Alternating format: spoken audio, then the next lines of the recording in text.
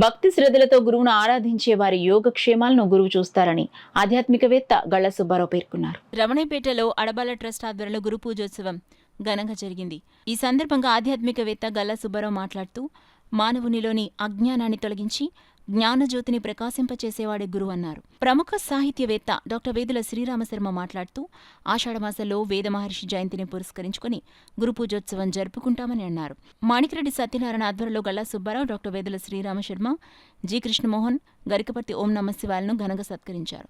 ఈ కార్యక్రమంలో అడబాల రత్నప్రసాద్, చింతపల్లి సుబ్బారావు, రాజా, పి పార్థసారథి, నిమ్మకాల వెంకటేశ్వరరావు, ప్రసాద్ నాయుడు, కొమ్మూరు శ్రీనివాసరావు, అడబాల సత్యనారాయణ తదితరులు పాల్గొన్నారు. ఎవరెవరికైతే నిజమైన గురువులు సద్గురువులు లభిస్తారో వారి అదృష్టం, వారి పూర్వజన్మ సుకృతంగా భావించవచ్చు.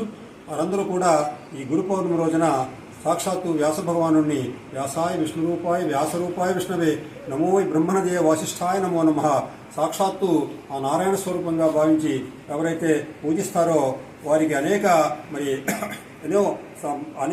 శుభాలు జరుగుతాయని కూడా విశ్వాసం. అలాగా గురువుని పూజించుకోవడం కూడా మన సనాతన సాంప్రదాయంలో భాగం. అలా ఈ రోజున ఈ గురు పౌర్ణమి ఉత్సవాన్ని ఇక్కడ నిర్వహించుకోవడం చాలా ఆనందదాయకం, అభినందనీయం.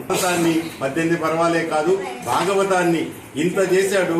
ఎందుకంటే అష్టాదశ పురాణాల్లో కానీ, వేదాలు ఉపనిషత్తుల యొక్క విభజనలో కానీ, మహాభారతం రచించినప్పుడు కానీ అందరి మనశ్శాంతి భాగవతంలోనే లభించింది కనుక భాగవతం పరమ ఉత్తమని భాగవతోత్తముడైనటువంటి ఆ వ్యాస గురుదేవుడు, ఆయనకి నమస్కరిస్తూ ఎందరో గురుదేవులు అందరికీ నమస్కారం అంటూ ఆ గురు పరంపరంగా మనకి ఆ సద్గురు యొక్క మార్గం, ఎందుకంటే అజ్ఞాన అంధకారం అహంకారాలని తొలగించేటువంటి ఒక సన్మార్గం ఏదైతే ఉందో ఆ సన్మార్గాన్ని బోధించే వాళ్లే సద్గురువులు.